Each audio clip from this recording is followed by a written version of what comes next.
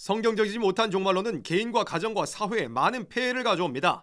한반도에 오는 환란을 다른 지역으로 옮겨가면 피할 수 있다는 비성경적인 주장 때문에 피해를 당하는 일도 있다고 합니다. 우리는 마지막 환란에 대해서 철저히 성경적으로 무장되어 있어야 합니다. 비성경적인 말들을 분별하고 물리칠 수 있어야 합니다.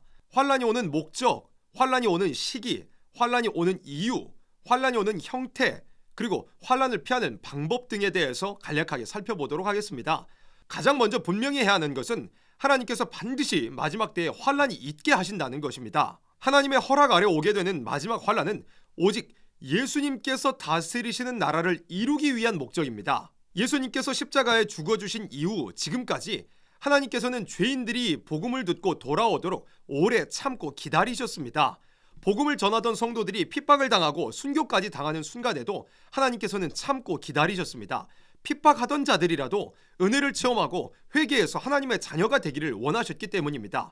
이것이 지난 2000년 은혜 시대의 역사였습니다. 그런데 하나님께서 언제까지나 참고만 계실 수는 없습니다. 모든 사람에게 복음을 들을 기회를 주신 다음에는 사람은 결코 알 수 없지만 하나님께서 정하신 때에 환란이 오게 하시고 순종하는 자와 순종치 않는 자들을 갈라놓으시고 순종치 아니하는 자들을 환란과 심판으로 제거하시고 순종하는 자들만 모아서 예수님께서 다스리시는 나라, 성도들을 위한 나라를 이루어 주셔야 합니다. 환란이 언제 오는지에 대해서도 알아야 합니다.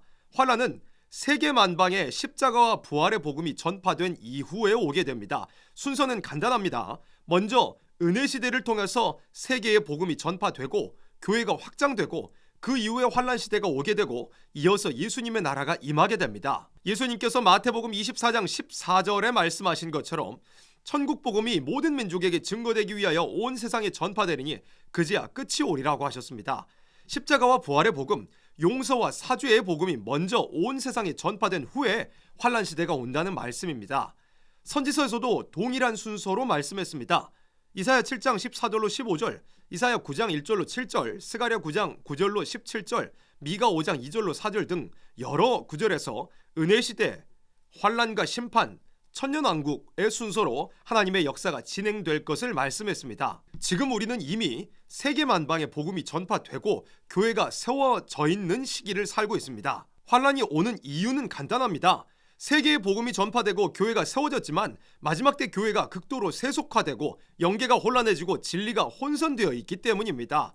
선지서는 구약시대를 배경으로 삼아서 마지막 때를 예언한 말씀입니다. 선지서의 말씀은 구약시대 예표적으로 일부 이루어졌습니다. 그런데 마지막 시대 다시 예언하라고 하신 것을 보면 선지서의 말씀이 본질적으로는 마지막 시대를 예언했다는 것을 알 수 있습니다. 이사야 1장 말씀을 보면 하나님의 백성들이 하나님과 멀어지고 예배가 부패하고 세상의 것을 사랑함으로 하나님께서 심판을 경고하셨습니다.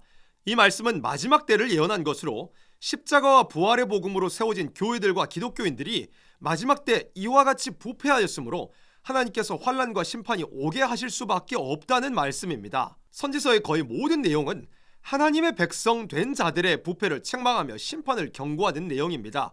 이 마지막 시대에 하나님의 백성들의 부패로 말미암아 환란과 심판이 온다는 것을 미리 예언한 겁니다. 어떤 환란이 어떻게 어디로 오는지도 알아야 합니다. 마지막 환란은 북방으로부터의 전쟁으로 온 세계를 향해서 오게 됩니다. 이사야, 예레미야, 호세아, 요엘, 아모스, 미가, 나훔, 하박국 등 선지자들이 공통적으로 북방으로부터의 환란을 예언했습니다.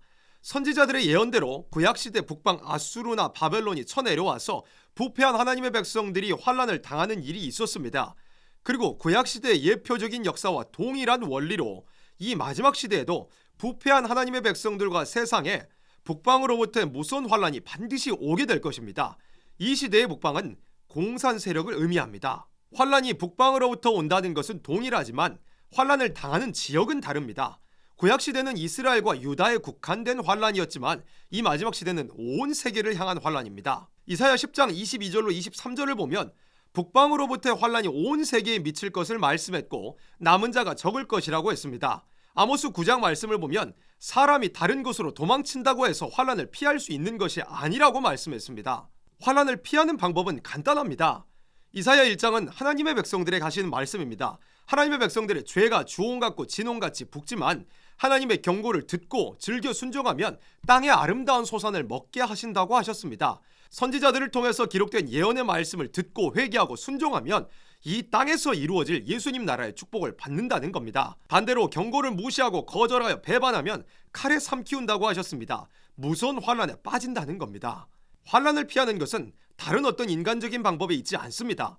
어느 곳에 있든지 예언의 말씀을 순종하는 사람이라면 하나님께서 인도하시고 보호하셔서 환란을 피하게 하신다는 겁니다. 하나님께서 선지자들을 통해서 미리 말씀하신 것처럼 세계만방에 사주의 복음, 십자가와 부활의 복음이 전파되었고 이제는 환란과 재앙과 심판이 가까운 때가 되었습니다.